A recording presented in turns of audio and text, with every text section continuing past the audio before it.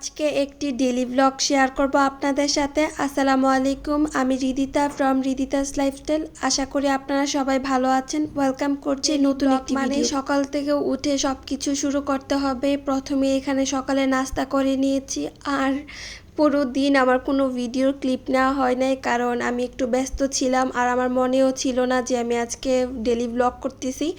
যাই হোক, সন্ধ্যার দিকে আমি, আমার বোন আর আমার বোনের মেয়ে বের হয়েছিলাম।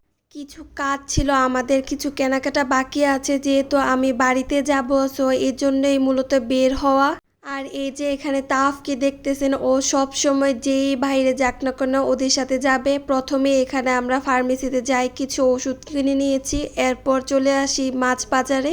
এখান থেকে আমরা মাছ নিব। যদিও আমি কখনো মাছ বাজারে যাওয়া হয় না আমার তেমনভাবে, আজকে প্রথম মনে হয় আমি গিয়েছি। এর আগে আমাদের এলাকাতে হয়তো বা অনেক সময় দেখা গিয়েছে আম্মুর সাথে কিছু কিনতে গিয়েছি আর আম্মু ওখান থেকে মাছ নিছে।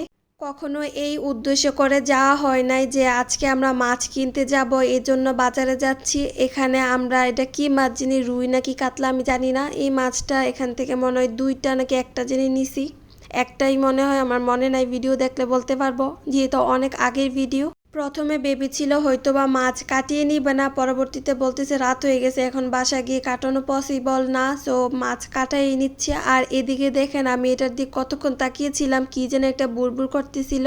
মাছ কাটানো শেষ হলে আমরা চলে যাই কম্পিউটারের দোকানে, কারণ আমার ওখানে কিছু কাজ ছিল, কিছু কাগজপত্র উঠাতে হবে। আর ওইদিকে তাওফ ম্যাডাম একা একা বসে এদিক ওই দিক তাকাচ্ছে, তার তো এখানে একদমই ভালো লাগছে না। ওখান থেকে কাজ শেষ করে আমরা আবার ট্রাইপডের দোকানে চলে আসি। এখানে ট্রাইপড দেখতেছিলাম, যেহেতু আমার একা ভিডিও করতে হয়, একা হাতে ক্যামেরা ধরা পসিবল না।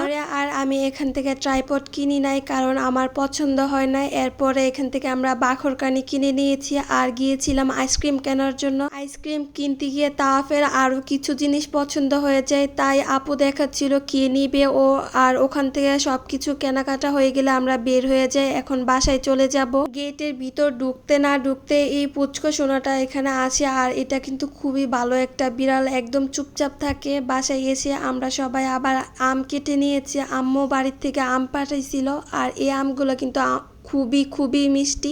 আম খাওয়ার কিছুক্ষণ পরে আবার আমরা ফুচকা বানিয়েছিলাম, এটারই একটা ক্লিপ নিয়েছি। ফুচকা বানানোর জন্য আগে থেকে সব কিছু রেডি করা। এখানে আমরা রেডিমেড ফুচকার প্যাকেট আছে না, ওইটা নিয়েছি।